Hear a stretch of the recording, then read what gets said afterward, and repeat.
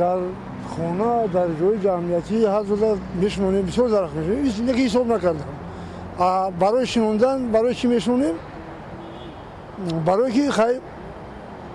دیگران شنوندن ما استفاده بردیم ما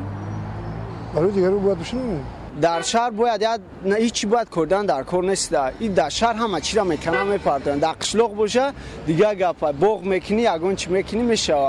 انا در دوشنبه خیلی نیست خوبش مسئولیت ما میگه که درخت نشینونه در دوشنبه هم درختو بس در شهر ما بعضا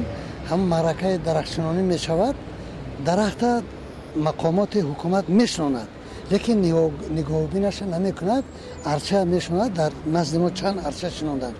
با مرور زمان آن خشک شده رفت مادام که شما درخت میشنونید باید که نگاهبین کنید مثل انسان است باید آباد باشد درختای گوناگون شنوندن مثلا درخت توت هم شنوندن درخت زردالو آلوچه شنوندم برای اینکه به فرزندانم ماند به آینده ها ماند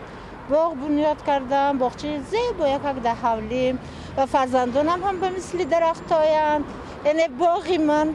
بابای من که باغ دارن هر سال ما بسیار درخت میشونیم باغ تاک داریم باغ سیب داریم درخت برای وای شوندیم که باغ کردیم برای فروختن وای برای ریسک روزی را پیش بردن برای همکار درخت بسیار میشونیم همراه بابام کتی دادم درخت شنوندگی در باغ خودمو که در شهر چیکالس واقع دارد بسیار درختی یک 50 تا درخت شنوندگی باید تو دستاتش به فکری من جایی که ما باغ داریم در آنجا رنج پیش از اون مسورکا جای پارتوفو جای داشت بعد ما او رو تازه کردیم و به جای اون درخت‌ها رو شنوندیم که هوایمون پیش اطراف خونمون صاف شود بسیار درخت شنوندگی درخت‌های خرما هست ارچه هستند و انجیر هست شما یک درخت سبزوندید پگاه یک سویاش میشیند ثواب میشد این یک دوم این که اگر ما که درخت نشینونیم نفس چی میکشیم او همون اکسیژنی که ما استفاده میبریم همش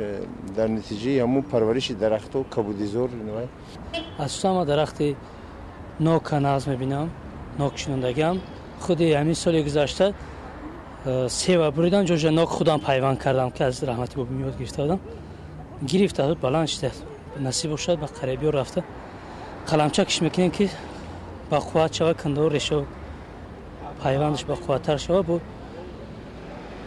میوه خوب میتیه درخت های میوه نوک سیب شفتالو روی خاطر میوه کردنش دویمش برای زیباگی